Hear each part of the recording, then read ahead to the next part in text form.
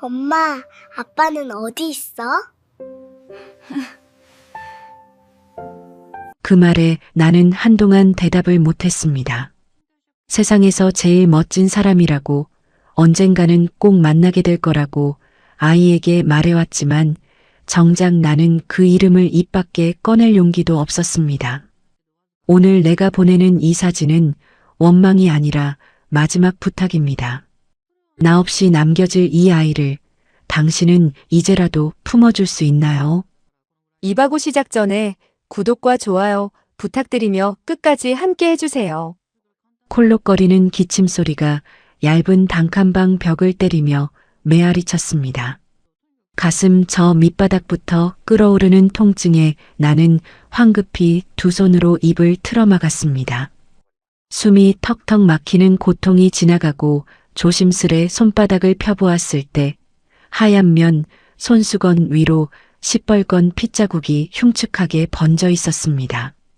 쇠를 씹은 것처럼 비릿한 피냄새가 좁은 방 안을 채웠습니다. 나는 행여나 아이가 깰까봐 숨소리조차 제대로 내지 못하고 방 윗목으로 고개를 돌렸습니다. 낡고 색바랜 분홍색 수면 바지를 입은 내 5살배기 딸 유나가 배 위로 걷어차 버린 이불을 움켜쥔 채 새근새근 잠들어 있었습니다. 달빛이 창호지 문을 뚫고 들어와 아이의 뺨 위에 내려앉았습니다. 살금살금 다가가 이불을 덮어주며 가만히 아이의 얼굴을 내려다보았습니다. 오뚝한 콧날, 굳게 다물면 야무지게 올라가는 입꼬리, 그리고 잠결에 한 번씩 미간을 찌푸리는 저버리까지. 소름이 끼칠 정도로 아이는 그 사람을 온전히 빼다 박았습니다. 내 뱃속에서 10달을 품어 낳았건만 어쩌면 이렇게 그 남자의 핏줄이라는 표를 온몸으로 내고 있는지 모르겠습니다. 그 얼굴을 마주할 때마다 내 가슴은 날카로운 유리 조각으로 수만 번 그어대는 것처럼 찢어지고 또 피가 났습니다. 며칠 전 찾아간 병원에서 의사는 내게 고개를 저었습니다. 길어야 반년이라고 했습니다. 억장이 무너진다는 뻔한 말로는 이 기막힌 심정을 다 설명할 길이 없었습니다. 의사의 입술이 달싹거리며 사형 선고를 내리던 그 순간 내 머릿속은 온통 하얗게 질려버렸습니다. 내 청춘이 억울해서가 아니었습니다. 죽음의 문턱에 선 두려움 때문도 아니었습니다. 나 없이는 밥 한 숟갈도 혼자 떠먹지 못하는 저 어린 핏덩이를 이 험하고 차가운 세상에 덩그러니 혼자 남겨두고 떠나야 한다는 그 잔혹한 사실에 심장이 갈기갈기 찢겨나갔습니다. 나는 자리에서 일어나 방구석에 놓인 낡은 서랍장으로 향했습니다. 삐걱거리는 서랍을 열고 가장 깊숙한 곳, 옷가지 아래에 꽁꽁 숨겨두었던 낡은 갈색 봉투를 꺼냈습니다. 봉투 안에는 노란 유치원 원복을 입고 환하게 웃고 있는 유나의 사진 한 장이 들어 있었습니다. 사진 가장자리를 쓰다듬는 내 손끝이 사시나무 떨리듯 걷잡을 수 없이 떨렸습니다. 눈앞이 뿌옇게 흐려지더니 기어이 굵은 눈물방울이 사진 위로 후둑 떨어졌습니다. 5년 전 그날 밤의 기억이 도무지 지워지지가 않습니다. 대궐처럼 넓고 스산했던 그 집의 차가운 대리석 바닥, 그리고 의사의 진단서를 손에 쥐고 내 발밑에 무릎을 꿇은 채 짐승처럼 울부짖던 그 사람의 모습이 어제 일처럼 귓가를 맴돕니다. 여보, 나 어떡해. 내가 아이를 가질 수 없는 몸이래. 우리 집안의 대가 내 대에서 영영 끊긴대. 무정자증. 하늘이 두 쪽으로 갈라지는 것 같았던 그 단어 앞에서 굴지의 대기업을 이끌어가야 할 재벌가 장손이었던 남편은 껍데기만 남은 채 처참하게 바스러지고 있었습니다. 그 남자를 낳고 기르며 평생을 가문의 대통과 체면에 목매달아온 시어머니가 이 끔찍한 사실을 알게 된다면 어떻게 될까요? 남편은 그 자리에서 후계자 자리를 박탈당하고 집안의 수치로 낙인 찍혀 천대받으며 쫓겨날 것이 불보다 뻔했습니다. 평생을 오만하고 당당하게 살아온 내 남편이 세상 사람들의 손가락질을 받으며 무너지는 꼴을 나는 두 눈 뜨고 볼 자신이 없었습니다. 그를 너무도 사랑했기에 내 목숨보다 그 사람의 자존심이 더 귀했기에 나는 미친 사람처럼 남편의 손에 들린 그 진단서를 낚아챘습니다. 그리고 갈기갈기 찢어내 입속으로 우겨 넣었습니다. 서걱거리는 종이가 목구멍을 찢으며 넘어갈 때마다 쓰디쓴 눈물이 혀끝을 적셨습니다. 당신 몸은 아무 이상 없는 겁니다. 똑똑히 들어요. 아이를 못 갖는 건 전부 내 탓이에요. 내가 성녀라서 그런 거라고요. 그 지독한 거짓말이 내 인생의 숨통을 영원히 끊어놓을 줄 뻔히 알면서도 나는 남편을 살리기 위해 기꺼이 사약 같은 독배를 마셨습니다. 남편은 핏발선 눈으로 나를 올려다보며 덜덜 떨기만 할 뿐 아무 말도 하지 못했습니다.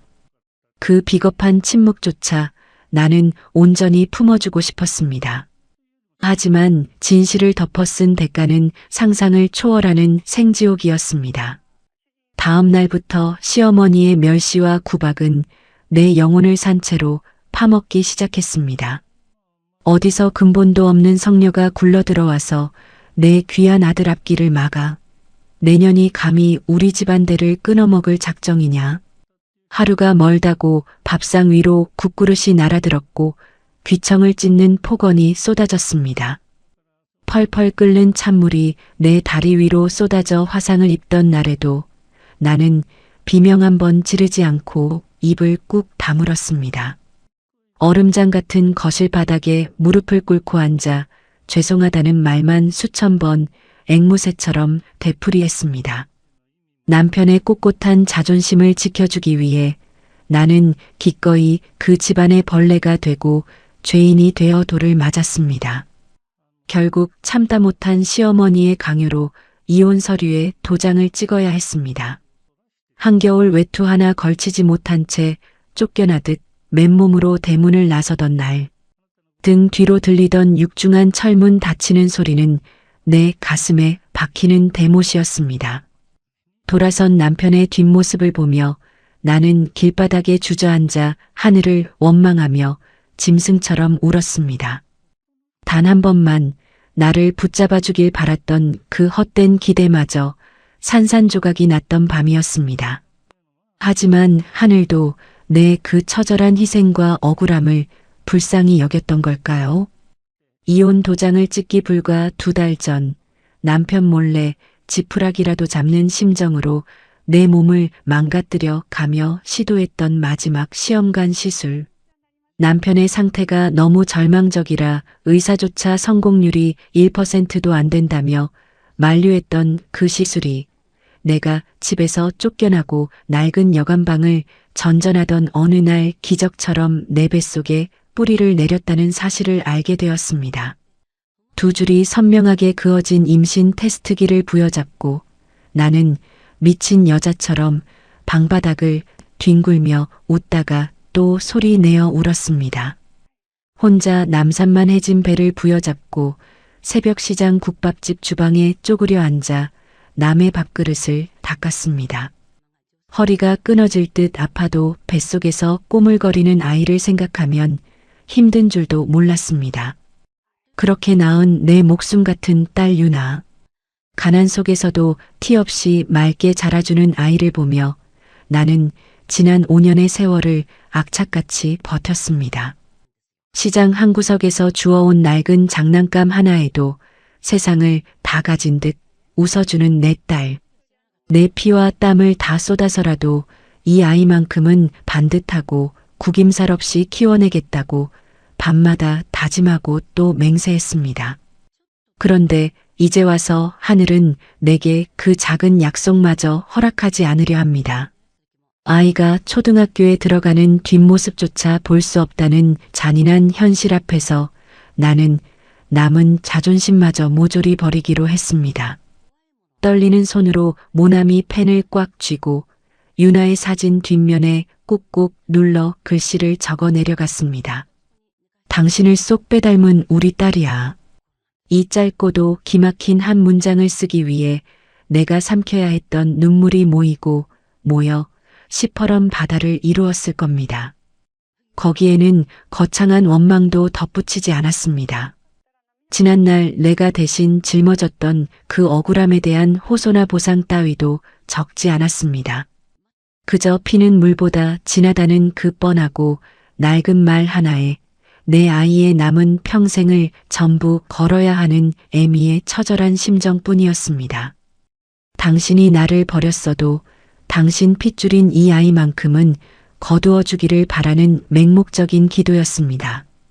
어스름한 새벽 안개가 골목길을 덮고 있었습니다. 나는 아이가 깰세라 살며시 방문을 열고 밖으로 나왔습니다. 얇은 스웨터 사이로 살을 애는 듯한 맵찬 바람이 파고들자 또다시 피 섞인 기침이 터져 나왔습니다. 가슴을 쥐어뜯으며 기침을 토해내면서도 내 발걸음은 골목 어귀를 향해 나아갔습니다. 저 멀리 가로등 불빛 아래 서 있는 낡고 빨간 우체통이 오늘따라 내 숨통을 조여오는 괴물처럼 무섭게 느껴졌습니다. 이 편지 봉투를 저 우체통 구멍 속으로 밀어넣는 순간 내가 평생을 바쳐 지켜주었던 그 남자의 견고한 성벽과 거짓된 평온도 이내 산산이 부서지게 될 겁니다. 우체통 앞에 선 내 두 다리가 후들거렸습니다. 눈을 질끈 감고 봉투를 밀어 넣었습니다. 봉투가 우체통 깊은 바닥으로 떨어지는 둔탁한 소리가 귓가를 때렸습니다. 그 소리와 함께 내 무릎도 바닥으로 꺾여버렸습니다. 차가운 시멘트 바닥에 주저앉은 채 나는 두 손으로 얼굴을 감싸고 소리 없는 오열을 터뜨렸습니다. 뜨거운 눈물이 손가락 사이를 타고 끊임없이 흘러내렸습니다. 이 사진이 며칠 뒤 당신의 그 넓고 차가운 회장실 책상 위에 놓이는 날, 5년 전대를 끊어먹었다며 당신이 매몰차게 내다버렸던 그 성녀가 실은 당신과 똑같은 눈을 가진 핏줄을 세상에 내놓았다는 그 기막힌 진실을 알게 되는 순간 당신은 과연 어떤 얼굴을 하고 있을까요? 당장이라도 나를 찾아와 무릎을 꿇고 지난 날을 후회해 줄까요? 아니면 이 지독한 가난 속에 피어난 작은 생명마저 끝끝내 모른 척 등 돌려버릴까요? 차가운 새벽바람이 내 눈물을 얼게 만들었지만 내 가슴 속에 맺힌 지독한 슬픔과 미련은 결코 얼어붙지 않았습니다. 얼어붙은 다리를 이끌고 다시 비좁은 단칸방으로 돌아왔습니다. 삐걱거리는 문을 닫자마자 억눌렀던 기침이 짐승의 쇳소리처럼 터져나왔습니다. 입술을 꽉 깨물며 핏물을 삼키고는 방바닥에 쓰러지듯 누워 잠든 유나의 작은 등을 조심스레 끌어안았습니다. 내 몸에서 나는 죽음의 냄새를 덮으려는 듯 아이의 정수리에서 나는 포근한 아기 냄새를 깊게 들이마셨습니다. 이 핏덩이를 온전히 내 품에 안기까지 내가 겪어야 했던 그 끔찍한 시간들이 캄캄한 천장 위로 주마등처럼 스쳐 지나갔습니다. 남편의 무정자증 진단서를 씹어 삼키고 내가 모든 짐을 뒤집어 쓰기로 결심했던 그날부터 대저택은 나에게 창살 없는 감옥이 되었습니다. 시어머니의 핍박은 날이 갈수록 교묘하고 잔인해졌습니다. 아침 식사 시간 수십 가지 반찬이 차려진 길고 화려한 식탁은 언제나 내게 사형대와 같았습니다. 어디서 근본도 없는 성녀가 들어와서 밥을 축내. 내년이 그 입으로 삼키는 밥알이 아깝지도 않으냐. 시어머니는 내가 들고 있던 밥그릇을 거침없이 바닥으로 쳐서 깨뜨렸습니다. 쨍그랑하는 파여름과 함께 하얀 쌀밥이 차가운 대리석 바닥에 흩뿌려지고 펄펄 끓는 미역국이 내 맨발 위로 쏟아졌습니다. 살같이 벌겋게 달아오르고 발등이 타들어가는 고통에 눈물이 핑 돌았지만 나는 비명조차 지르지 못했습니다. 그저 깨진 사기그릇 조각을 맨손으로 주워 담으며 죄송하다고, 죽을 죄를 지었다고 머리를 조아렸습니다. 내 손가락이 날카로운 단면에 베어 붉은 피가 바닥을 적셔도 그 커다란 집안에서 나를 불쌍하게 여기는 사람은 단 한 명도 없었습니다. 가장 나를 비참하고 처절하게 만든 것은 남편의 묵인이었습니다. 내가 끓는 국물에 화상을 입고 피를 흘리는 그 순간에도 남편은 식탁 끝에 앉아 시선을 아래로 깐 채 굳게 침묵했습니다. 나를 지켜주지 못하는 비겁함, 진실이 탄로 날까봐 두려워 떠는 그 남자의 얄팍한 밑바닥을 보면서도 나는 원망보다 짙은 연민이 앞섰습니다. 그래요. 내가 무너지면 평생 온실 속 화초처럼 살아온 이 사람의 세상도 끝난다는 걸 알았기에 나는 바보처럼 그 비겁한 침묵마저 사랑이라는 이름으로 껴안았습니다. 하지만 나의 맹목적인 희생은 결국 철저한 버림받음으로 끝을 맺었습니다.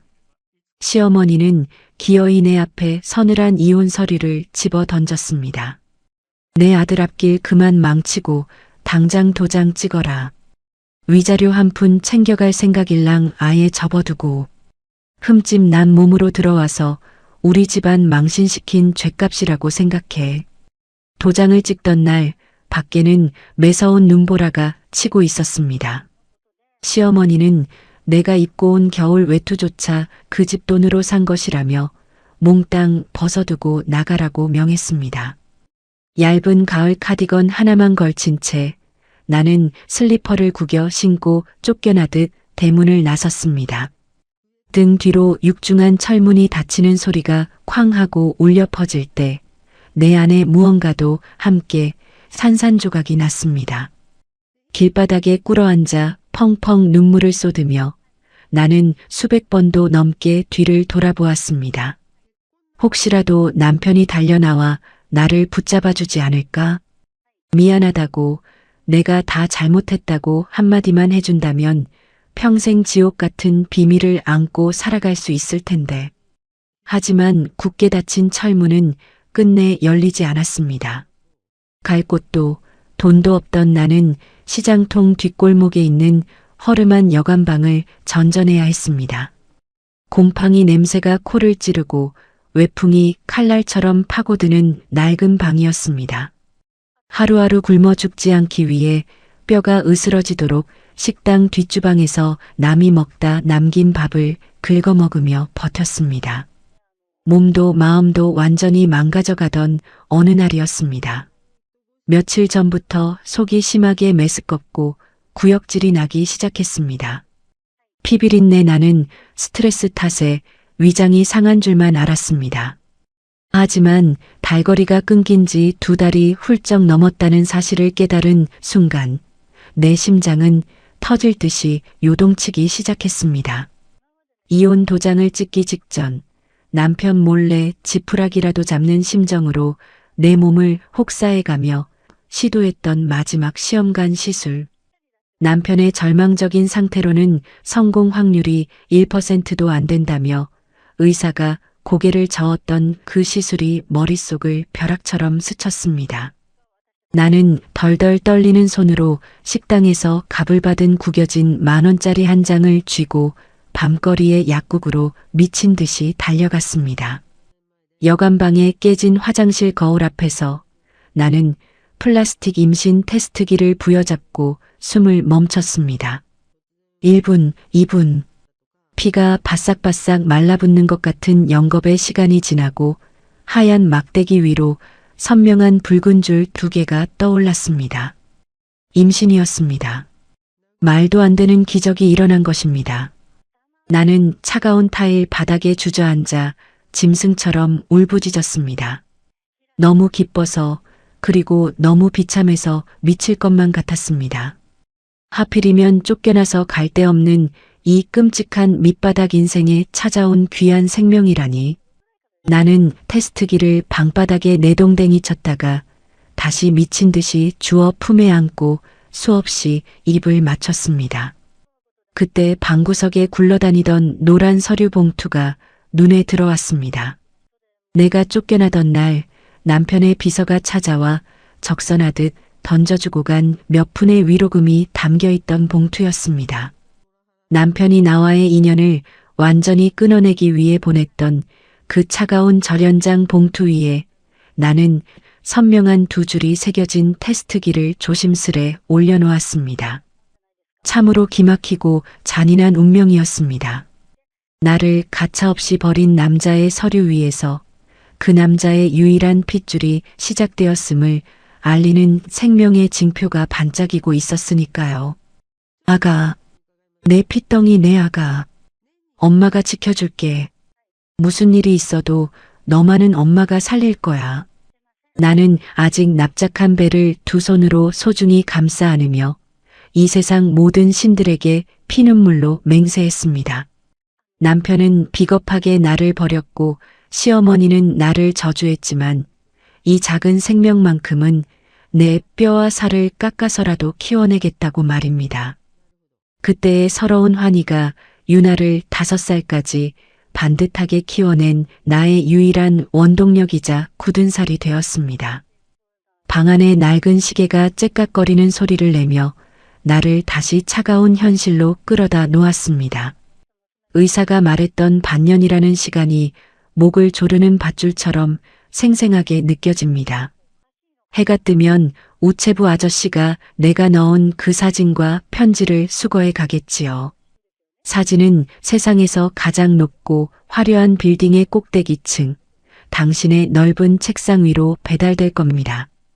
당신은 그 봉투를 열어보고 어떤 표정을 지을까요?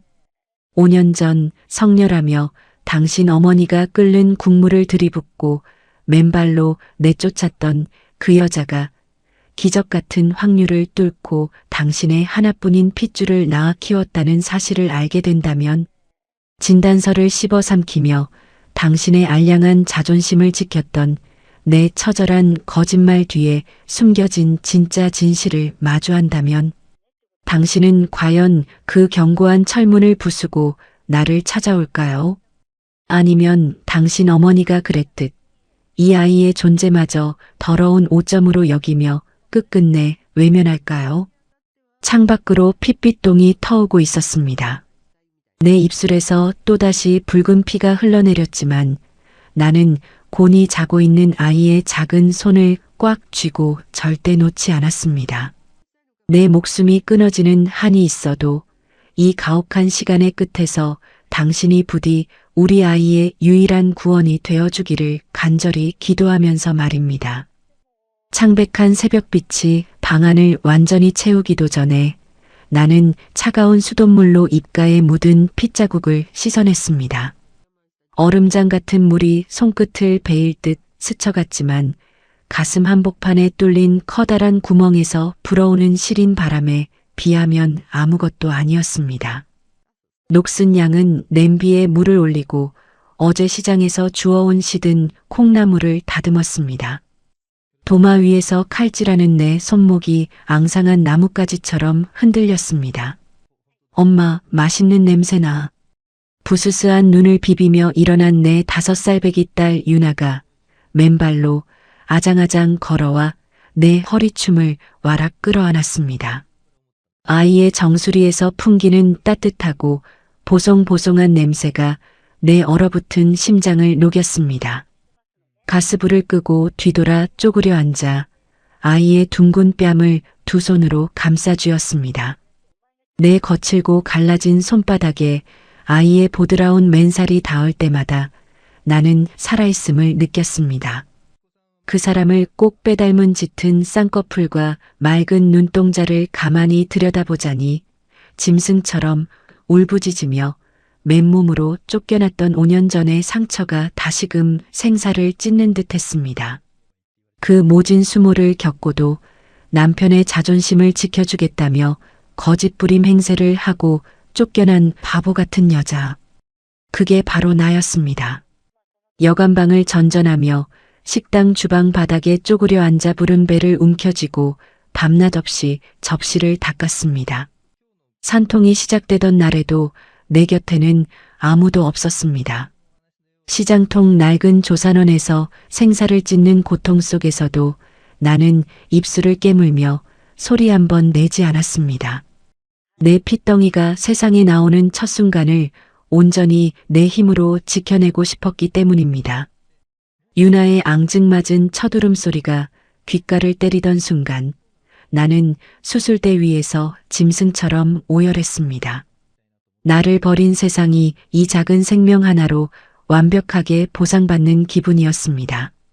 하지만 핏덩이를 안고 마주한 세상은 지옥보다 더 가혹했습니다.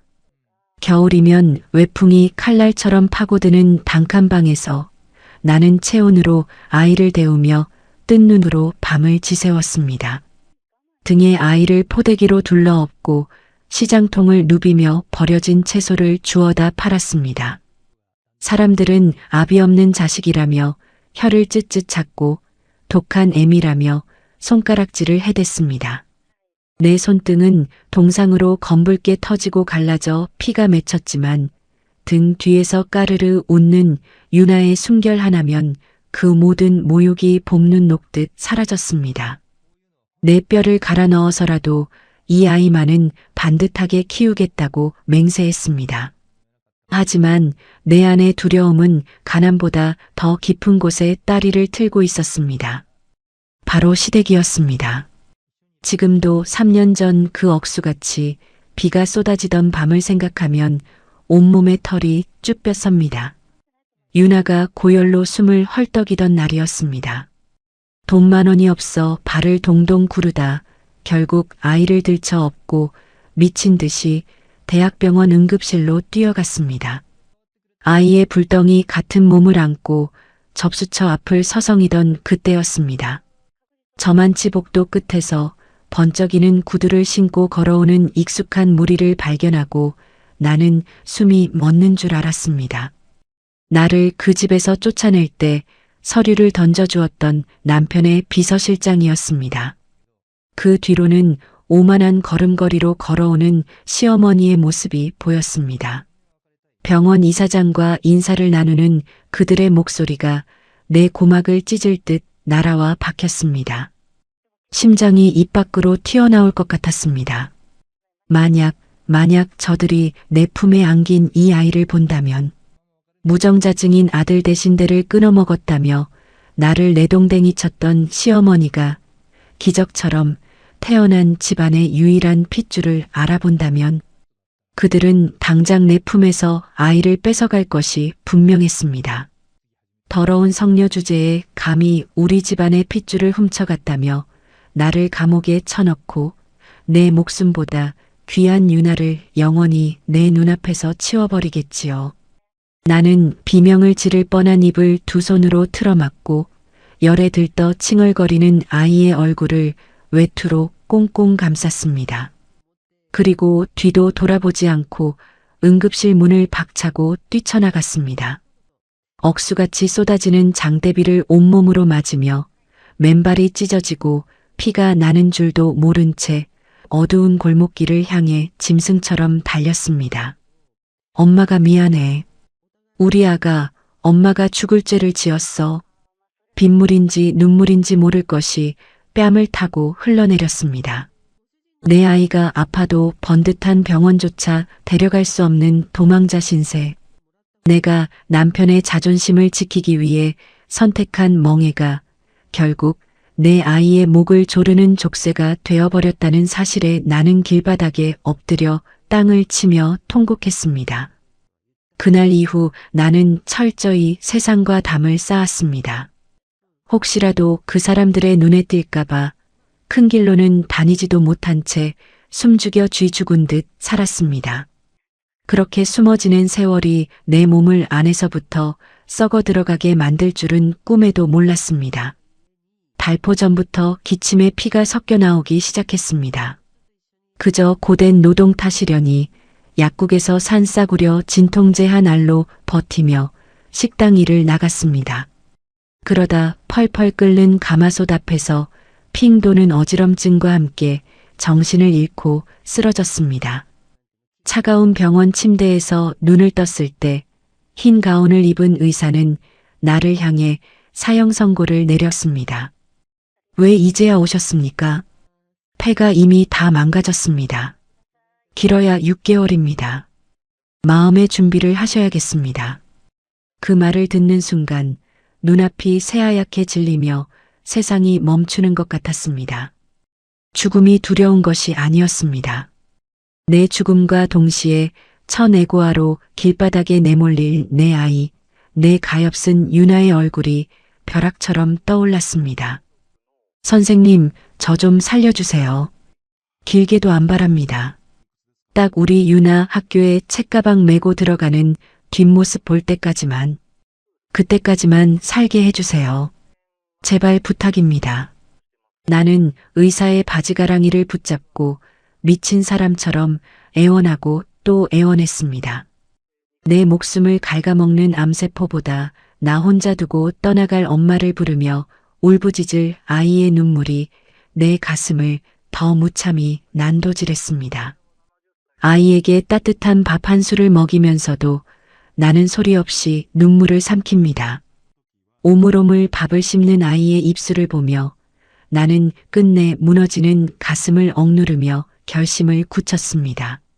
내가 그토록 피하고 싶었던 그 사람들, 내 인생을 시궁창으로 처박았던 시어머니와 나를 버리고 돌아섰던 비겁한 남편에게 내 목숨 같은 아이를 보내야만 합니다. 시계바늘이 아침 8시를 가리키고 있습니다. 내가 새벽녘 우체통에 넣었던 그 편지와 사진 한 장이 지금쯤 우체부의 오토바이에 실려 그 높고 차가운 빌딩 숲을 향해 달려가고 있을 겁니다. 나를 짓밟았던 시어머니의 철옹성 같은 대저택과 수천 명의 직원을 거느린 당신의 화려한 회장실 책상 위로 말입니다. 그 봉투가 당신의 손에 쥐어지는 순간 당신이 5년 동안 믿고 있던 모든 세상이 송두리째 뒤집히겠지요. 성녀라 욕하며 버렸던 여자가 당신과 똑같이 생긴 아이를 품고 있었다는 사실을 알게 될 때 당신은 과연 나를 찾아올까요? 혹여나 당신 어머니가 그랬듯 이 편지마저 찢어버리고 영영 우리를 지워버리는 건 아닐까요? 내 입술에서 또 한 번 붉은 피가 배어나왔습니다. 두려움과 절망이 파도처럼 밀려오지만 나는 아이의 손을 꽉 쥐고 부디 내 마지막 도박이 이 아이를 살릴 수 있기를 피눈물을 흘리며 기도할 뿐입니다. 정오를 넘긴 단칸방은 무덤처럼 고요했습니다. 유나를 어린이집에 보내고 홀로 엎드려 있는 내 등 위로 뼛속까지 파고드는 한기가 몰려왔습니다. 머리맡에 놓인 싸구려 폴더폰만 뚫어지게 바라보는 내 두 눈은 이미 시뻘겋게 핏발이 서 있었습니다. 오전 내내 전화기는 시체처럼 입을 다물고 있었습니다. 혹시 당신의 비서실장이 그 허름한 봉투를 잡동사니 취급하며 쓰레기통에 처박아 버린 것은 아닐까? 아니면 사진을 본 당신이 끝내 나를 모른 척하며 그 더러운 오점 같은 편지마저 불태워버린 것은 아닐까? 5만 가지 끔찍한 생각들이 독사처럼 내 목을 조여왔습니다. 숨을 쉴 때마다 가슴 한가운데에 시퍼런 작두날이 오르내리는 것 같았습니다. 당신의 그 넓고 차가운 대리석 회장실 풍경이 내 눈앞에 어른거립니다. 수백만 원짜리 명품 양복을 입고 당신 발밑에 엎드린 수많은 직원들 위에서 제왕처럼 군림하고 있을 당신. 5년 전 성녀인 아내를 내치고 가문의 대통을 잇기 위해 새로운 사람을 찾으라던 시어머니의 극성스러운 잔소리 속에서 당신은 과연 나를 단 한 번이라도 떠올린 적이 있었을까요? 나는 눈을 질끈 감고 사진을 처음 마주했을 당신의 얼굴을 상상했습니다. 당신은 분명 사진 속 아이의 눈동자에서 5년 전 내가 입술을 깨물며 삼켰던 그 지독한 진실의 그림자를 발견했을 겁니다. 무정자증이라는 사형 선고 앞에서 덜덜 떨던 당신을 위해 내가 미친 사람처럼 진단서를 갈기갈기 찢어 목구멍으로 우겨넣던 그 밤을 말입니다. 내가 성녀라서 전부 내 탓이라서 그런 거라고요. 내가 짐승처럼 울부짖으며 당신의 죄를 덮어쓰던 그날 밤 비겁하게 고개를 숙이고 나를 외면했던 당신. 사진 속 아이의 맑은 얼굴이 그날 밤 당신이 철저히 모른 척했던 내 처절한 희생과 거짓말을 낱낱이 발가벗기고 있을 테지요. 당신은 지금쯤 책상을 엎고 미친 듯이 소리치며 5년 전 그 병원의 의사를 찾아 나섰을 겁니다. 나와 함께 병원에 갔던 당신 측근들을 족치며 도대체 내가 무슨 짓을 벌였는지 뒷조사를 시작했겠지요.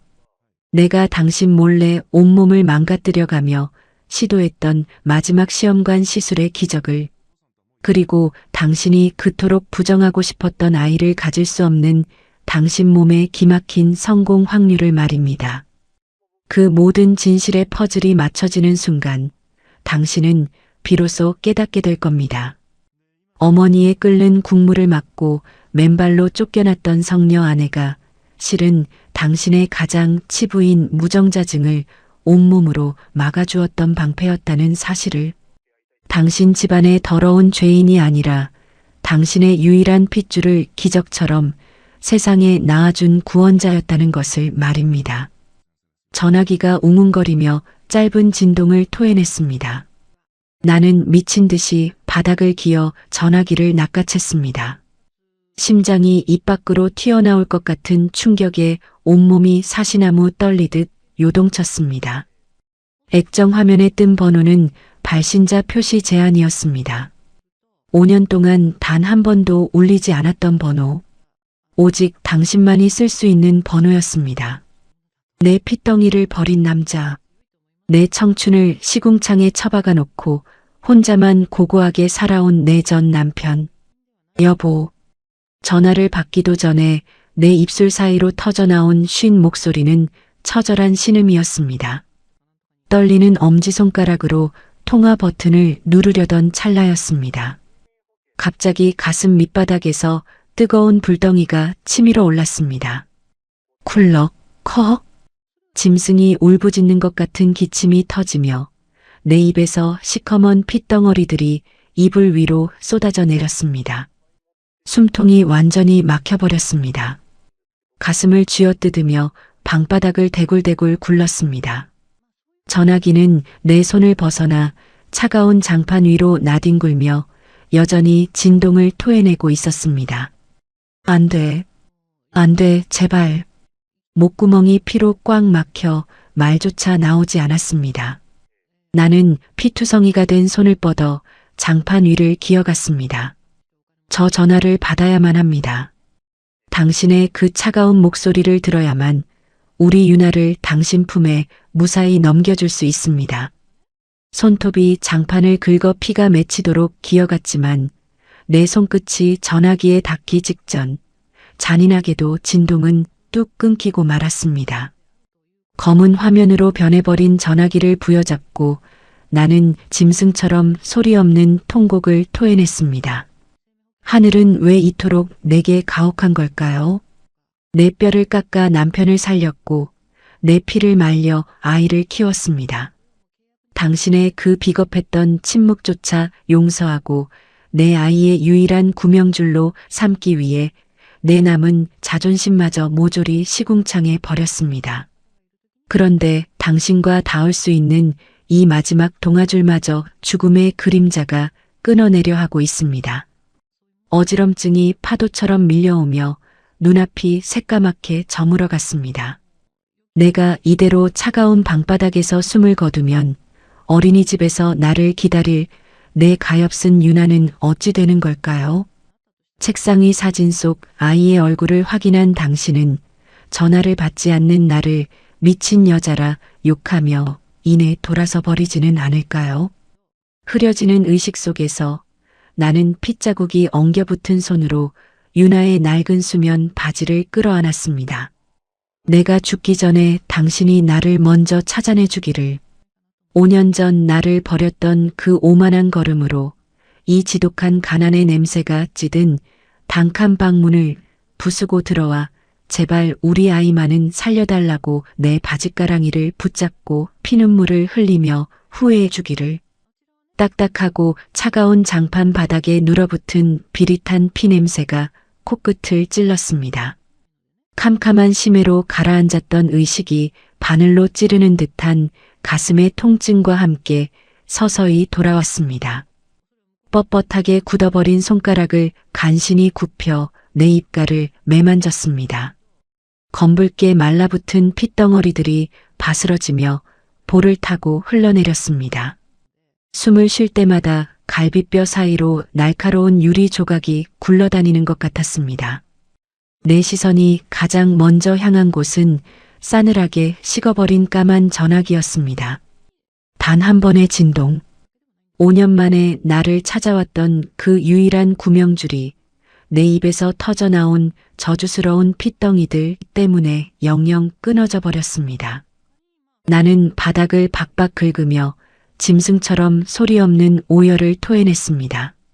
당신이 나를 미친 여자 취급하며 영영 고개를 돌려버렸을까봐 내 가엾은 유나가 이대로 애비 없는 고아로 남겨질까봐 미칠 것만 같았습니다.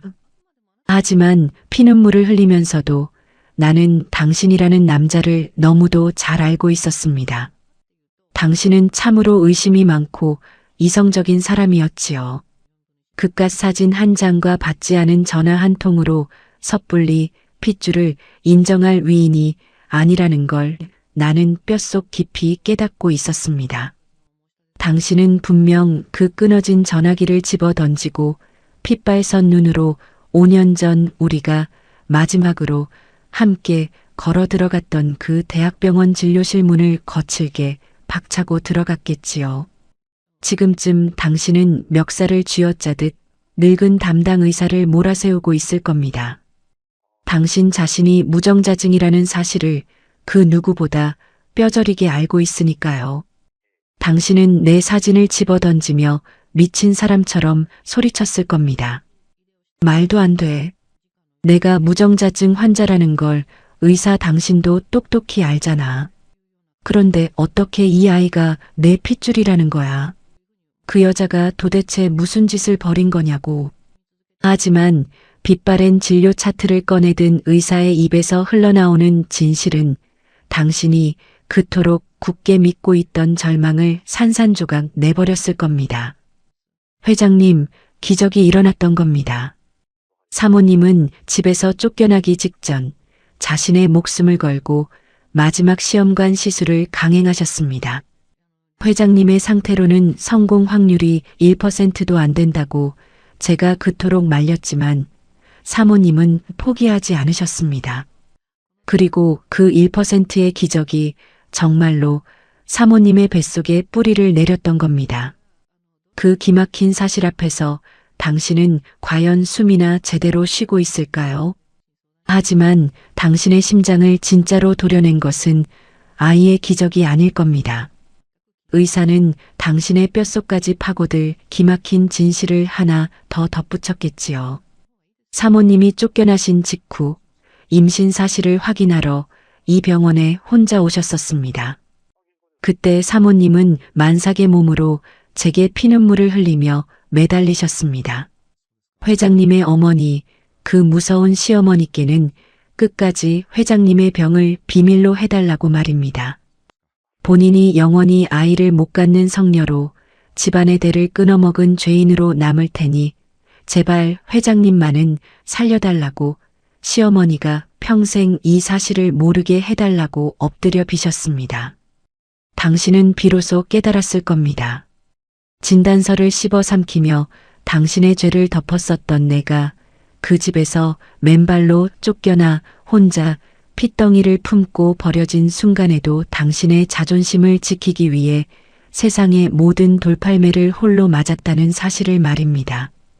당신 어머니가 펄펄 끓는 국물을 내 다리에 들이붓고 짐승만도 못한 취급을 할 때 비겁하게 고개를 숙이고 나를 외면했던 당신. 당신이 내민 이혼 서류에 도장을 찍으면서도 당신의 유일한 핏줄을 내 뱃속에 고이 품고 떠났다는 그 처절한 진실. 당신은 당신의 그 알량한 체면을 지키려다 세상에서 당신을 가장 사랑했던 여자와 기적처럼 찾아온 핏줄을 시궁창에 내다버렸습니다. 그 끔찍한 죄책감이 당신의 목을 졸라올 때 당신의 두 무릎은 결국 병원 바닥으로 속절없이 꺾이고 말았겠지요. 내가 길바닥에 주저앉아 하늘을 원망하며 흘렸던 그 짐승 같은 눈물을 이제는 당신이 쏟아내며 바닥을 뒹굴고 있을 겁니다. 당신이 그 지옥 같은 회한 속에서 허우적거리는 동안 나는 찢어지는 가슴을 부여잡고 자리에서 일어났습니다. 차가운 수건으로 바닥의 핏자국을 미친 듯이 닦아냈습니다. 곧 어린이집에서 돌아올 내 딸 유나가 이 끔찍한 죽음의 흔적을 보아서는 안 되니까요. 다리가 후들거려 몇 번이나 고꾸라졌지만 나는 이빨을 꽉 깨물고 버텼습니다. 해질녘의 골목길은 시리도록 차가웠습니다. 어린이집 문 앞에서 나를 발견하고 환하게 웃으며 달려오는 유나를 품에 안았을 때 나는 기어이 참았던 눈물을 터뜨리고 말았습니다. 따뜻한 아이의 체온이 내 죽어가는 몸을 덮여주었지만 째깍거리는 시간은 자비 없이 내 목숨을 갉아먹고 있었습니다. 엄마 울어? 어디 아파? 작은 손으로 내 눈물을 닦아주는 아이의 손등에 연거푸 입을 맞추며 나는 속으로 수천 번 수만 번 당신의 이름을 불렀습니다. 여보, 내 남편. 당신이 진실을 알게 되었다면 내가 당신을 위해 내 인생을 통째로 갈아 바쳤다는 사실을 이제라도 깨달았다면 제발 이 아이가 혼자 남겨지기 전에 나를 찾아와 주세요. 당신이 내 앞에 무릎 꿇고 피눈물을 흘리며 사죄한다면 나는 내 뼈에 사무친 이 지독한 억울함조차 모조리 묻어두고 당신을 용서할 수 있습니다. 우리 유나를 당신 품에 안겨줄 수만 있다면 나는 기꺼이 웃으며 눈을 감을 수 있습니다. 단칸방에 유나를 뉘어놓고 문 밖의 소리에 온 신경을 곤두세웠습니다. 쥐 죽은 듯 고요한 달동네의 밤 공기를 가르고 멀리서 무언가 육중한 것이 다가오는 소리가 들리기 시작했습니다. 갑자기 골목 어귀에서 자동차 타이어가 아스팔트를 날카롭게 긁으며 멈춰서는 파열음이 고막을 찢었습니다. 심장이 미친 듯이 요동치기 시작했습니다. 이 좁고 누추한 달동네 꼭대기에는 결코 어울리지 않는 무겁고 거친 엔진 소리였습니다. 그리고 곧이어 누군가 미친 듯이 비탈길을 뛰어 올라오는 다급한 발소리가 밤하늘을 찢어발겼습니다. 탁, 탁, 탁, 탁. 숨이 턱 끝까지 차올라 거칠게 헐떡이는 사내의 거친 숨소리. 한 번도 들어본 적 없는 처절하고 짐승 같은 발걸음이 내 단칸방 앞을 향해 똑바로 돌진해 오고 있었습니다. 내 손끝이 사시나무처럼 떨렸습니다. 나는 곤히 잠든 유나의 작은 등을 꽉 끌어안고 굳게 닫힌 낡은 방문을 뚫어지게 바라보았습니다. 거칠게 문고리를 틀어지는 소리와 함께 방문이 흔들렸습니다. 당신입니까? 5년의 세월을 돌아 그 무거운 죗값을 짊어지고 마침내 나를 찾아온 당신이 맞습니까? 녹슨 문고리가 비명을 지르며 떨어져 나갈 듯 덜컹거리더니 이내 거친 파열음과 함께 낡은 나무 문이 활짝 열려 젖혀졌습니다. 매서운 밤바람이 열린 문틈을 타고 칼날처럼 밀려들어와 내 뺨을 때렸습니다. 덜덜 떨리는 숨을 부여잡고 힘겹게 고개를 돌린 내 두 눈에 이 누추한 달동네의 곰팡 내 나는 풍경과는 숨이 막힐 정도로 어울리지 않는 두 사람의 실루엣이 들어왔습니다. 거친 숨을 몰아쉬며 문지방에 서 있는 사람. 최고급 맞춤 양복은 땀과 먼지로 구겨져 있었고 단 한 번도 흐트러진 적 없던 정갈한 머리칼은 미친 사람처럼 산발이 되어 있었습니다. 그 뒤로는 화려한 밍크 코트를 걸친 채 사시나무 떨듯 몸을 가누지 못하는 늙은 여자가 서 있었습니다. 5년의 세월을 돌아 마침내 내가 파놓은 진실의 무덤 앞에 제 발로 걸어 들어온 나의 남편, 그리고 나의 시어머니였습니다. 방 안을 비추는 희미하고 깜빡이는 형광등 불빛 아래로 그들의 시선이 가장 먼저 가닿은 곳은 윗목에 낡은 담요를 덮고 웅크려 잠든 5살 유나의 작은 등이었습니다. 그리고 이내 그들의 시선은 바닥을 기어다니며 피를 토해낸 나의 처참한 몸뚱이와 미처 다 닦아내지 못해 장판 곳곳에 시뻘겋게 눌어붙어 있는 핏자국들로 향했습니다. 여보. 정적을 찍고 터져나온 남편의 목소리는 사람의 것이 아니었습니다. 목구멍에서 피를 토해내듯 짐승의 단말마처럼 갈라지고 찢어진 소리였습니다. 그는 번쩍이는 가죽구두를 벗을 생각조차 하지 못한 채 비틀거리며 방 안으로 들어오더니 이내 무릎을 꿇고 차가운 장판 바닥을 짐승처럼 기어오기 시작했습니다. 양복 바지가 찢어지고 먼지투성이가 되는 것도 아랑곳하지 않고 남편은 미친 듯이 다가와 바닥에 엎드린 나를 부서져라 끌어안았습니다. 내가 미쳤어. 내가 죽일 놈이야. 내가 나를 살리려고 그 끔찍한 병을 내가 다 뒤집어 쓰고 나갔는데 나는 내 알량한 자존심 하나 지키겠다고 너를 이 지옥 구덩이에 버려두고 내가 악마야. 내가 짐승만도 못한 놈이야. 남편은 피비린내가 진동하는 내 앙상한 어깨에 얼굴을 묻고 어린아이처럼 엉엉 소리 내어 통곡했습니다. 핏발선 그의 눈에서 쏟아지는 뜨거운 눈물이 내 차가운 목덜미를 적셨습니다. 내 볼에 묻은 말라붙은 핏자국을 자신의 비싼 양복 소매로 미친 듯이 닦아내며 남편은 끊임없이 내 이름을 부르고 또 불렀습니다. 나는 초점 잃은 눈으로 나를 끌어안은 남편의 얼굴을 가만히 올려다보았습니다.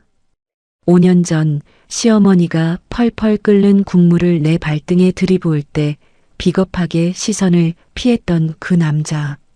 등 떠밀리듯 이혼 서류에 도장을 찍고 한겨울 맨발로 쫓겨나던 내 뒷모습을 보면서도 끝내 대문을 열어주지 않았던 그 남자. 평생을 피눈물로 저주하고 원망해도 모자랄 그 사람이 이제는 내 발밑에서 세상이 끝난 것처럼 가슴을 쥐어뜯으며 뼈저린 참회의 눈물을 쏟아내고 있었습니다. 하지만 기막히게도 내 가슴 속에서는 그 어떤 통쾌한 승리감이나 복수의 쾌감도 잃지 않았습니다. 남편의 그 뜨거운 눈물조차 이미 바싹 메말라버린 내 심장을 다시 뛰게 할 수는 없었습니다. 그저 밑빠진 독처럼 텅 빈 공허함과 죽음의 문턱에서 마주한 이 뒤늦은 회한이 한없이 서글프고 또 서글플 뿐이었습니다. 그때 문지방에 넋을 잃고 서 있던 시어머니가 비명을 지르며 바닥으로 주저앉았습니다. 그녀의 두 눈은 잠든 유나의 얼굴과 피투성이가 된 나를 번갈아 보며 극도의 공포와 충격으로 뒤집혀 있었습니다. 병원의 담당 의사에게서 그 모든 기적의 전말과 쫓겨난 뒤에도 아들의 비밀을 지켜달라며 엎드려 빌었던 내 지독한 희생을 낱낱이 전해 듣고 달려온 길이겠지요. 무정자증 환자인 자기 아들의 치부를 덮어주기 위해 성녀라는 더러운 오명을 뒤집어 썼던 며느리. 위자료 한 푼 없이 맨몸으로 내쫓겨서도 기적 같은 확률을 뚫고 가문의 유일한 핏줄을 낳아 이 끔찍한 가난 속에서 홀로 길러낸 독한 애미. 시어머니는 사시나무 떨듯 두 손을 허공에 대고 싹싹 비비며 내 앞을 향해 바닥을 기어왔습니다. 아가, 내 며느리야. 내가 눈이 멀어서 내가 천벌을 받을 짓을 해서 우리 집안의 은인을 몰라보고 짐승만도 못한 짓을 저질렀구나. 내가 내 아들 목숨을 살렸는데 내가 우리 집안의 대를 이어줬는데 이 늙은 것이 천하의 몹쓸 짓을 했어. 나를 죽여라. 이 못난 시어미를 당장 찢어 죽여. 시어머니는 두 주먹으로 자신의 가슴을 쾅쾅 내리치더니 이내 엎드려 장판 바닥에 자신의 이마를 찍기 시작했습니다. 쿵, 쾅. 살이 찢어지고 뼈가 부딪히는 둔탁한 소리가 방 안을 울렸습니다. 화려하게 틀어 올렸던 머리가 산발이 되고 이마에서 붉은 피가 배어 나오는데도 그 늙고 교만한 여자는 멈추지 않고 자신의 뺨을 사정없이 후려쳤습니다. 나를 향해 쏟아내던 그 모진 폭언들, 차갑고 경멸에 찬 눈빛들이 지금 그녀 자신의 영혼을 산채로 물어뜯고 있는 것이 분명했습니다. 어머님, 바람 빠진 소리처럼 힘없는 내부름의 시어머니가 숨을 헐떡이며 고개를 들었습니다. 피와 눈물로 범벅이 된 그녀의 늙은 주름을 보며 나는 간신히 입꼬리를 올려 옅은 미소를 지어 보였습니다. 이제 와서 후회하면 무슨 소용이 있겠습니까? 내 몸은 이미 다 썩어 문드러져서 당신들이 아무리 금은 보화를 싸들고 와도 나를 살릴 수는 없습니다. 내가 피를 토하며 죽어갈 때 당신들은 그 대궐 같은 집에서 따뜻한 밥을 먹으며 내 존재를 까맣게 지우고 살았겠지요. 내 입에서 흘러나오는 잔인하고도 담담한 진실에 남편은 짐승처럼 앓는 소리를 내며 자신의 머리칼을 쥐어뜯었습니다. 나는 후들거리는 손을 뻗어 남편의 소매를 꽉 움켜쥐었습니다. 내 손톱이 그의 살갗을 파고들 만큼 절박한 힘이었습니다. 여보, 나는 당신을 한 번도 원망한 적이 없습니다. 내가 당신을 살렸으니 이제 당신이 내 아이를 살려주세요.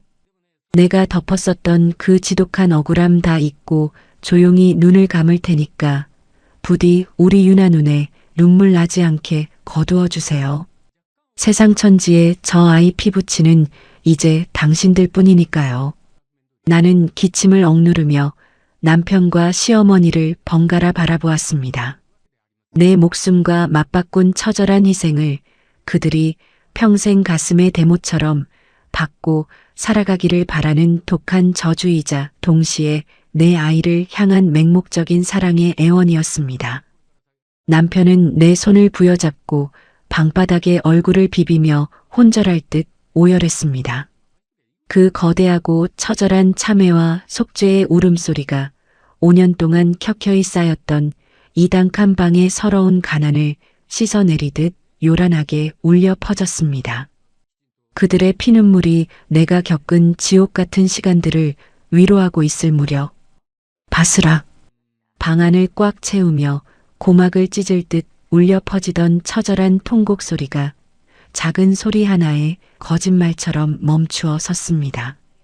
윗목에 깔아둔 낡고 얇은 담요가 바스락거리며 거치고 분홍색 수면 바지를 입은 내 5살배기 딸 유나가 부스스한 얼굴로 일어났습니다. 아이의 맑고 커다란 눈동자가 어두컴컴한 방 안을 천천히 훑쳤습니다. 장판 곳곳에 시뻘겋게 눌어붙은 내 핏자국들, 그리고 피투성이가 된 채 숨을 헐떡이는 엄마의 곁에 엎드려 짐승처럼 어깨를 들썩이는 낯선 아저씨와 할머니.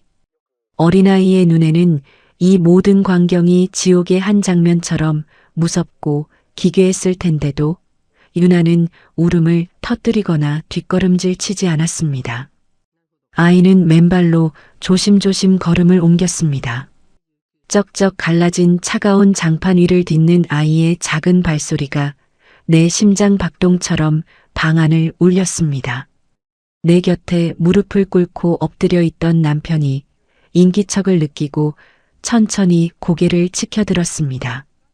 눈물과 콧물로 범벅이 된 남편의 핏발선 두 눈이 자신을 향해 아장아장 걸어오는 작은 생명체와 허공에서 딱 마주쳤습니다. 남편의 입이 찢어질 듯 벌어졌지만 그 어떤 소리도 새어나오지 않았습니다.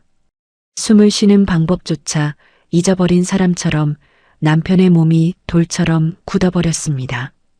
오뚝한 콧날 굳게 다물면 야무지게 올라가는 입꼬리, 그리고 쌍꺼풀 짙은 맑은 눈망울까지. 자신을 소름 끼치도록 완벽하게 빼다 박은 핏줄이 지금 자신의 눈앞에 살아서 숨을 쉬고 있었으니까요. 유나는 남편의 바로 앞까지 다가와 우뚝 섰습니다. 그러고는 자신의 작은 두 손을 뻗어 공포와 경이로움으로 일그러진 남편의 뺨을 가만히 감싸주었습니다. 내 거친 손바닥과는 비교도 할 수 없이 부드럽고 따뜻한 온기가 남편의 차가운 눈물 자국을 훔쳐냈습니다. 아저씨가 우리 아빠야?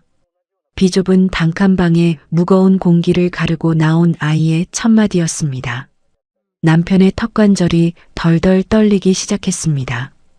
차마 대답할 용기조차 내지 못하고 짐승처럼 헐떡이는 남편을 향해 아이는 고개를 갸웃거리며 티 없이 해맑은 목소리로 말을 이었습니다. 울지 마. 우리 엄마가 그랬어. 내 아빠는 세상에서 제일 멋진 사람이라고. 나를 우주만큼 엄청 많이 사랑하는데 돈 벌고 바빠서 아직 못 오는 거라고 했어. 아빠 나 보러 온 거야?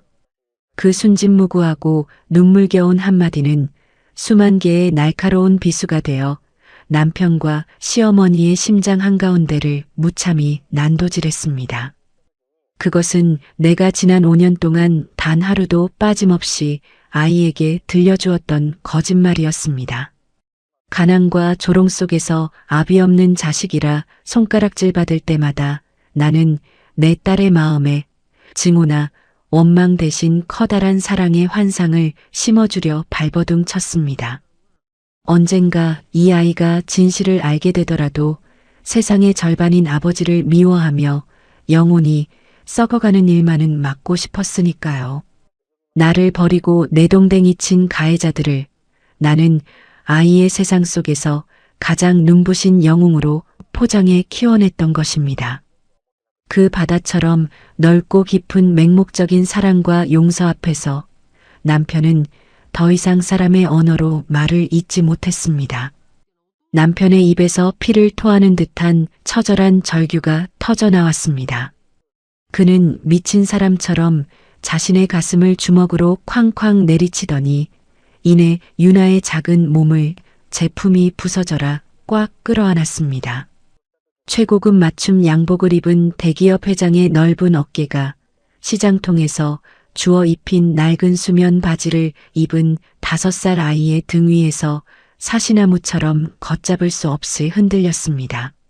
내가 길바닥으로 쫓겨나던 그 겨울밤 굳게 닫힌 철문 너머에서 내가 흘려야 했던 그 모든 피눈물을 남편이 지금 이 순간 남김없이 쏟아내고 있었습니다. 문지방 곁에 엎드려 자신의 이마를 장판에 찧어대던 시어머니 역시 짐승처럼 울부짖으며 다가왔습니다. 화려한 밍크 코트가 핏자국에 젖어 엉망이 되었지만 그녀는 유나의 작은 맨발을 두 손으로 감싸쥐고 엉엉 소리 내어 통곡했습니다. 내 새끼, 내 귀한 핏줄.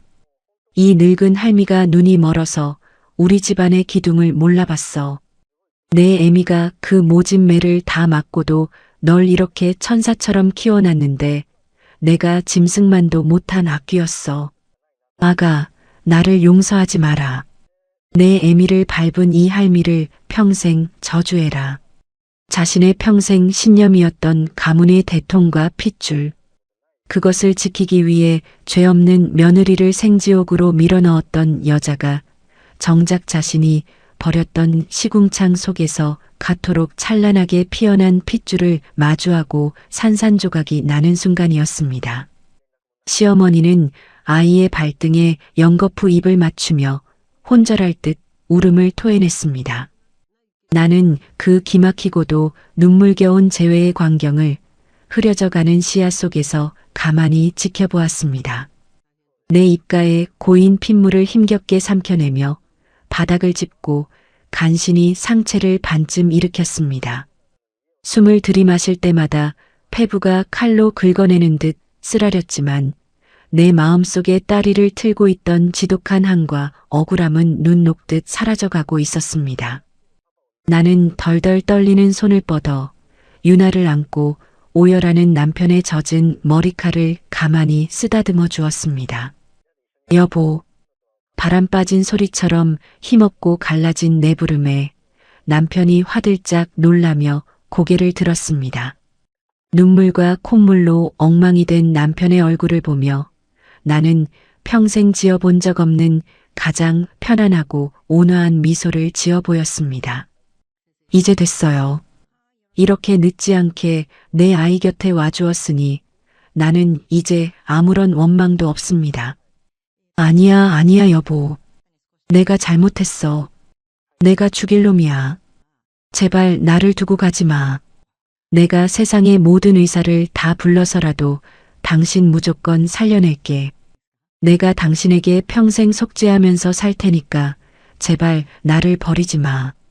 남편은 내 거칠고 차가운 손을 두 손으로 꽉 부여잡고 제 볼에 비비며 애원했습니다. 그의 뜨거운 눈물이 내 손등을 적셨지만 내 몸은 이미 손끝에서부터 서서히 차갑게 얼어붙어 가고 있었습니다. 나는 고개를 가로저으며 곁에 엎드린 시어머니와 남편을 번갈아 바라보았습니다. 내 목소리는 바람 앞에 촛불처럼 위태롭게 흔들렸지만 그 안에 담긴 진심만큼은 바위처럼 단단했습니다. 어머님, 내 남편, 우리 유나, 내 목숨과 맞바꾼 내 가엾은 딸입니다. 세상 천지에 저 아이 피부치는 이제 당신들 뿐입니다. 내가 당신들을 원망하며 덮었었던 그 독하고 서러운 억울함 다 이 방바닥에 내려놓고 갈 테니까 부디 우리 아이 눈에 두 번 다시 눈물 나지 않게 귀하게 지켜주세요. 그것은 내 삶의 마지막 유언이자 가해자들의 심장에 영원히 빼지 못할 속죄의 대못을 박는 거룩한 애원이었습니다. 나를 버린 사람들에게 아이를 맡겨야 하는 어미의 처절한 모순. 하지만 그들이 쏟아내는 저 피눈물 속에 담긴 진심을 보았기에 나는 마침내 내 아이의 온전한 성벽을 완성했다는 안도감을 느낄 수 있었습니다. 엄마, 눈 감지 마. 나 졸려. 엄마 품에서 잘래. 유나가 남편의 품에서 벗어나 내 곁으로 다가와 털썩 주저앉았습니다. 아이는 내 식어가는 가슴팍에 제 작은 머리를 기대며 칭얼거렸습니다. 핏자국이 묻을까 걱정할 틈도 없이 나는 남은 생명의 불씨를 모두 긁어모아 아이의 작은 등을 꽉 끌어안았습니다. 내 심장 위로 전해지는 아이의 따뜻한 체온이 그 어느 때보다 포근하고 눈부셨습니다. 우리 아가, 엄마가 사랑해. 아빠 손 꼭 잡고 씩씩하게 커야 해. 팽팽하게 당겨져 있던 내 생명의 끈이 마침내 툭 하고 끊어지는 소리가 귓가에 울렸습니다. 가슴을 짓누르던 지독한 통증과 숨막히는 고통이 거짓말처럼 아득히 사라지고 몸이 구름 위에 뜬 것처럼 한없이 가벼워졌습니다. 시야를 가득 채우던 비좁고 남루한 단칸방의 풍경이 서서히 포근하고 눈부신 하얀빛으로 물들어갔습니다. 나를 부르며 미친 듯이 절규하는 남편의 목소리와 땅을 치며 통곡하는 시어머니의 울음소리, 그리고 어렴풋이 들려오는 내 딸 유나의 숨소리. 그 모든 소리들이 까마득한 우주 너머로 흩어지듯 멀어졌습니다. 나는 입가에 부드러운 미소를 띤 채 오랫동안 나를 짓눌렀던 세상의 모든 무거운 짐을 내려놓고 서서히 깊고도 평온한 어둠 속으로 눈을 감았습니다. 숨이 멎고 심장이 차갑게 식어가는 그 순간 역설적이게도 내 영혼은 평생 느껴보지 못한 가장 따뜻하고 눈부신 봄날의 햇살 속에 안겨 있었습니다. 육신의 고통이라는 무거운 껍데기를 벗어던지고 허공으로 떠오른 나는 비좁은 단칸방 바닥에 쓰러져 있는 나의 초라한 몸뚱이와 그 곁에서 세상이 무너진 듯 절규하는 세 사람을 가만히 내려다보았습니다. 핏발선 눈으로 내 식어가는 어깨를 부여잡고 짐승처럼 울부짖는 남편, 방바닥에 엎드려 자신의 머리털을 쥐어뜯으며 혼절해버린 시어머니, 그리고 내 품에 안겨 엄마 일어나를 반복하며 우는 가엾은 내 딸 유나. 그들의 찢어지는 듯한 통곡 소리가 까마득한 우주 너머의 메아리처럼 잔잔하게 내 귓가를 스쳐 지나갔습니다. 며칠 뒤 나는 세상에서 가장 크고 화려한 대학병원 장례식장의 한가운데에 놓여 있었습니다. 그것은 참으로 기막히고도 서글픈 역설이었습니다. 5년 전 성녀라는 오명을 뒤집어 쓰고 한겨울 맨발로 쫓겨났던 내가 살아서는 단 한 번도 받아보지 못했던 대기업 안주인으로서의 극진한 대우를 죽어서야 받고 있었으니까요.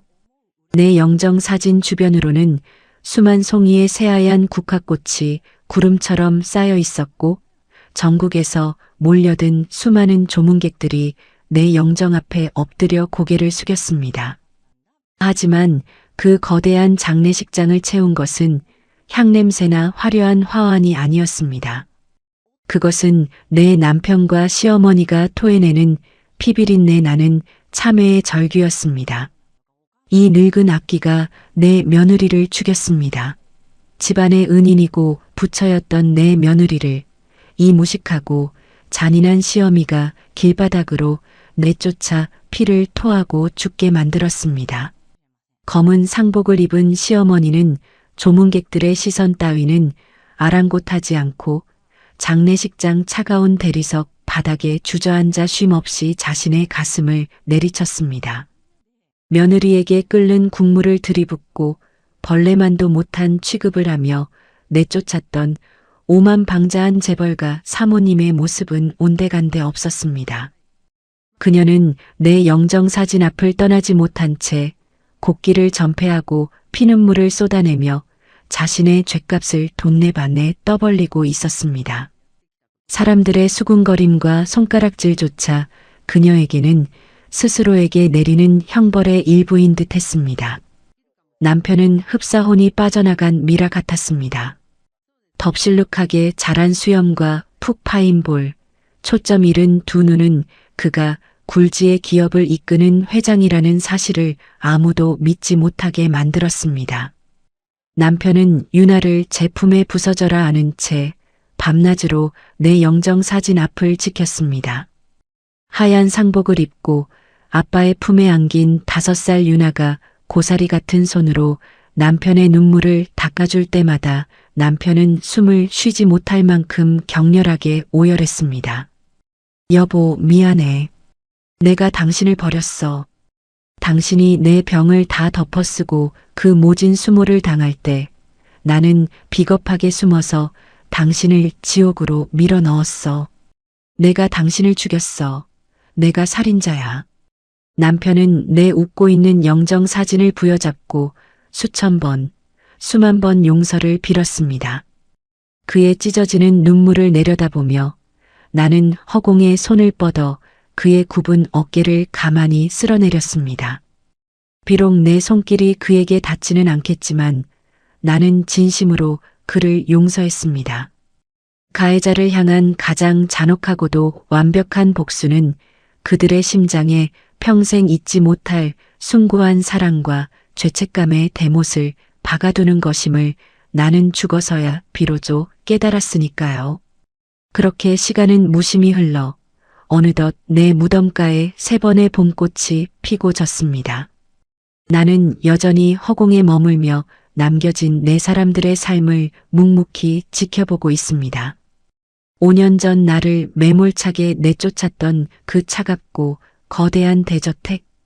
이제 그 집의 가장 따뜻하고 볕이 잘 드는 중앙 거실에는 나의 위패와 환하게 웃는 사진이 세상에서 가장 귀한 보물처럼 모셔져 있습니다. 시어머니는 매일 아침 해가 뜨기도 전에 일어나 가장 먼저 내 영정 앞에 갓 지은 하얀 쌀밥과 맑은 미역국을 올립니다. 5년 전 내 발등에 쏟아부었던 그 펄펄 끓는 미역국 대신 이제는 눈물로 간을 맞춘 속죄의 밥상을 매일같이 내게 바치고 있는 것입니다. 늙고 쇠약해진 시어머니는 틈만 나면 내 사진 앞을 쓸고 닦으며 남은 생을 오직 며느리의 극락왕생을 비는 기도 속에 바치고 있습니다. 남편은 회장직의 무거운 짐을 절반 이상 내려놓았습니다. 수많은 회의와 출장 대신 그는 매일 아침 유나의 머리를 빗겨주고 직접 책가방을 메어주며 초등학교 정문 앞까지 아이를 배웅합니다. 내 목숨과 맞바꾼 내 분신 유나는 어느새 훌쩍 자라 아빠의 손을 잡고 까르르 웃으며 세상을 향해 씩씩하게 걸어가고 있습니다. 남편의 지갑 속에는 세상에서 가장 비싼 수표 대신 낡고 찢어진 종이 조각들이 투명한 테이프로 조잡하게 붙여져 들어 있습니다. 5년 전 내가 그의 자존심을 지키기 위해 입속으로 씹어 삼켰던 그 무정자증 진단서의 파편들입니다. 남편은 술에 취하는 밤이면 그 너덜너덜한 종이 조각을 꺼내 들고 소리 죽여옵니다. 유나가 깨지 않도록 제 입술을 꽉 깨문 채 사진 속 나를 향해 끝없는 미안함과 사랑을 고백합니다. 그는 평생 다른 여자를 품지 않을 것입니다. 오직 나라는 여자가 남겨준 기적 같은 핏줄의 아버지로서, 그리고 평생을 갚아도 모자랄 죄인으로서 묵묵히 그 죄값을 치르며 살아갈 것입니다. 그것이 내가 남편에게 내린 형벌이자 그가 나를 위해 선택한 눈물겨운 사랑의 방식입니다. 이제 나의 영혼은 솜털처럼 가벼워져 더 높은 하늘을 향해 날아오를 준비를 마쳤습니다. 원망도 미련도 지독했던 가난의 기억도 모두 저 아래 세상에 남겨두었습니다. 내 삶은 비록 짧고 고단했지만 내가 목숨을 바쳐 지켜낸 그 거짓말이 결국 가장 아름다운 진실이 되어 내 아이를 구원했으니 나의 희생은 결코 헛되지 않았습니다. 남겨진 국화 한 송이처럼 내 마음속에 응어리졌던 모진 원망도 그렇게 하얗게 정화되었습니다.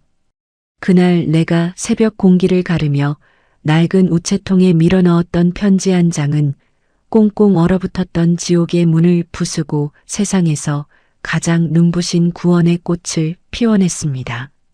여러분이라면 그 매서운 눈보라 속에서 나를 짓밟고 길바닥에 내다버린 사람들을 향해 끝내 용서의 손길을 내미실 수 있었을까요? 나를 죽음으로 몰아넣은 이들에게 분노의 칼을 꽂는 대신 내 살을 내어주고 그들의 심장에 지워지지 않는 사랑의 낙인을 찍은 나의 선택이 미련해 보이시나요? 하지만 나는 알고 있습니다. 그 어떤 지독한 복수보다 스스로 뉘우치며 평생을 무릎 꿇고 살아가게 만드는 용서야말로 가장 위대한 승리라는 것을 말입니다. 그 사람의 참에 섞인 눈물이, 그리고 내 딸 유나의 맑은 웃음소리가 잊었나 싶으면 또 바람을 타고 내 무덤가를 맴돕니다. 나는 이제야 비로소 평안히 두 눈을 감습니다. 상처로 얼룩졌던 나의 세상아, 나를 버렸고 또 나를 영원히 기억할 나의 가족들아. 이제는 부디 안녕히. 오늘의 이바고는 여기까지입니다.